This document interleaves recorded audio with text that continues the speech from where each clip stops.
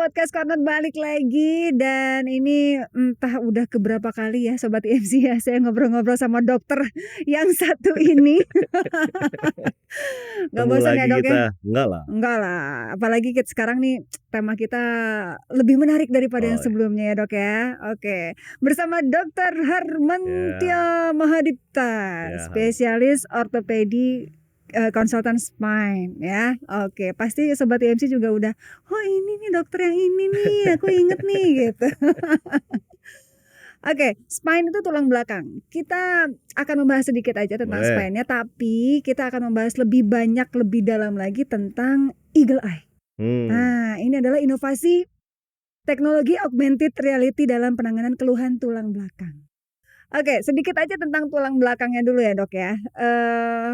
Oke, keluhan tulang belakang, masalah-masalah tulang belakang itu sudah kita bahas di episode-episode sebelumnya gitu ya.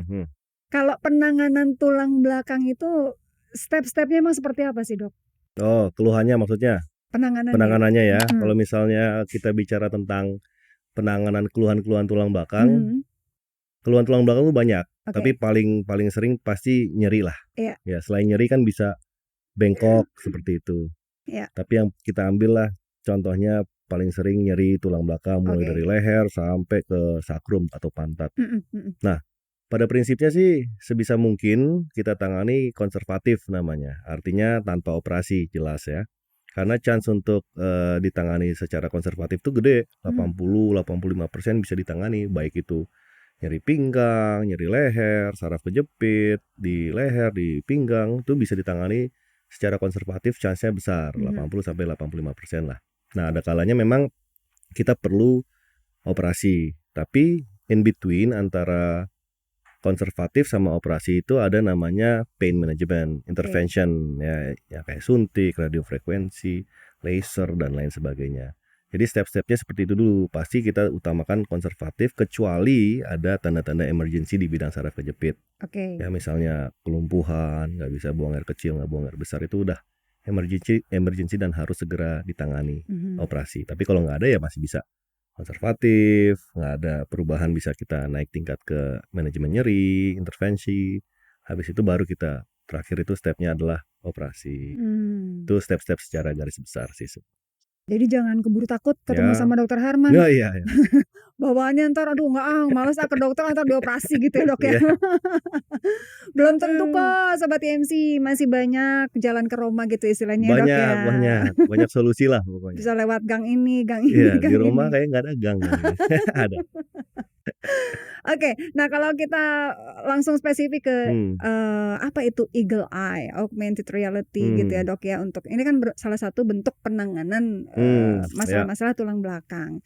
Tapi mungkin banyak juga nih Sobat IMC yang kayaknya kok baru denger ya cara penanganan ini ya, yang katanya ini pertama di Asia Pasifik ya dok ya? Oh ya.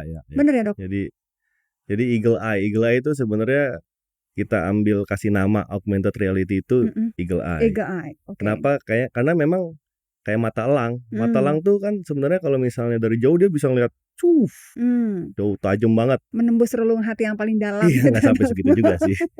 Tapi artinya tuh bisa bagus banget dia nembus jauh banget pandangannya kan. Jadi ada teknologi namanya augmented reality. Nah, sebelumnya mungkin kita harus bicara sedikit tentang apa sih sebenarnya augmented reality. Augmented reality itu kita menggabungkan pada prinsipnya 3 hal tuh.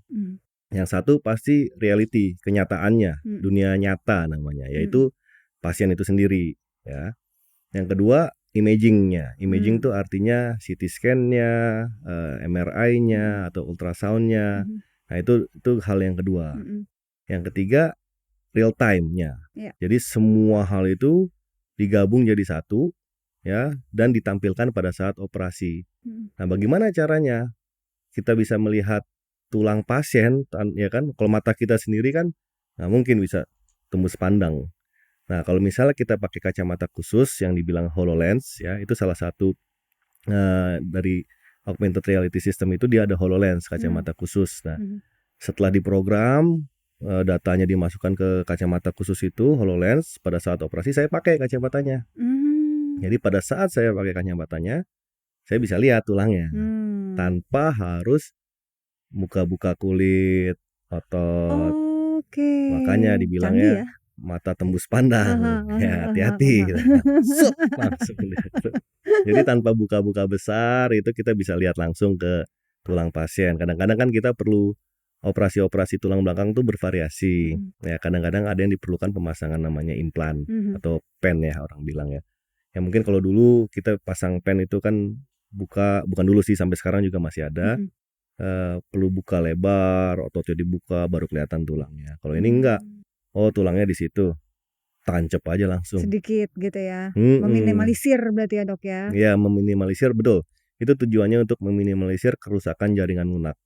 Karena tujuannya adalah gimana caranya pasien yang habis operasi bisa kembali beraktivitas secepat mungkin. Kalau kita melakukan sayatan-sayatan yang merusak jaringan lunak besar, itu kemungkinan dia akan susah sembuhnya. Maksudnya lama lah pemulihannya.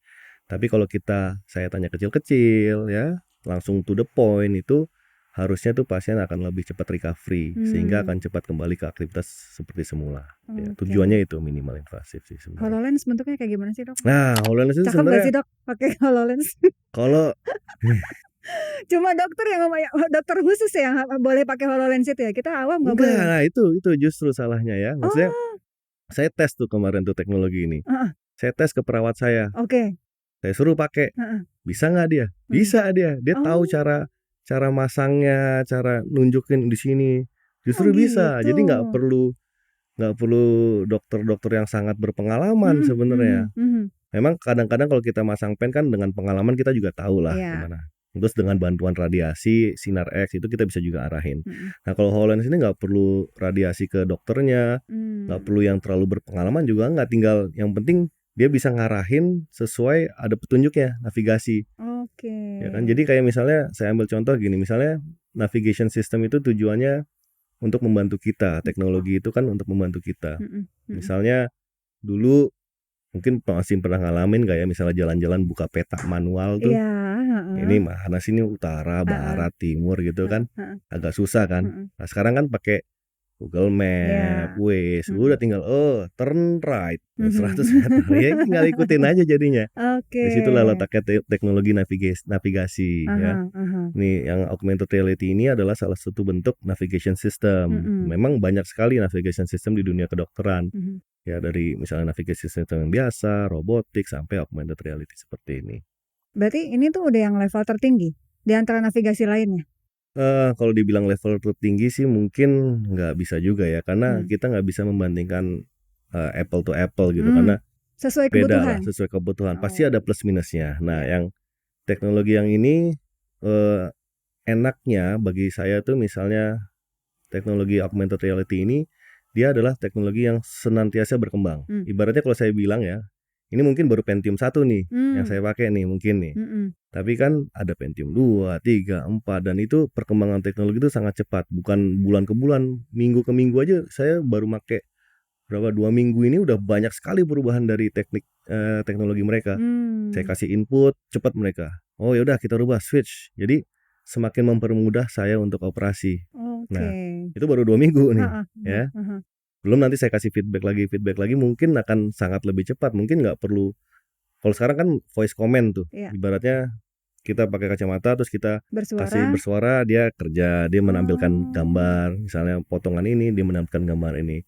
Mungkin kita dulu nanti nggak usah ngomong lagi, mungkin dia udah tahu udah telepati ya, Dok. Mungkin bisa jadi ya kan. Nah, karena cepat sekali kemajuan teknologi itu keunggulannya teknologi dalam bentuk software ya. Jadi kita nggak perlu, kalau hardware kan misalnya beli teknologi misalnya robot atau apa, yang berikutnya di rumah sakit lain perlu beli lagi robot itu. Nah kalau di EMC ini dia tinggal setting softwarenya aja, servernya aja. Kalau misalnya mau dipakai di EMC manapun, saya tinggal bawa kacamatanya aja. Iya. Pernah selfie gak sih, Dok, pakai HoloLens? Ada Ada, dong, entar lihat ya. pasti dong itu sih. Harus ya, Itu jangankan dokter saya, juga. semua di kamar operasi pasti selfie Pasti ya. pakai itu. Mau coba dong, mau Nanti coba. aku Dokter ikutan ya. bius saya juga pasti penasaran. Oke, Iya. jadi sebenarnya si HoloLens, kacamata yang dipakai untuk Eh, teknologi Eagle Eye, si iya. augmented reality ini mempermudah semua pihak ya. Iya. Mempermudah dokter, ya Iya. kan? Kemudian juga, meminimalisir tadi efek dari Iya.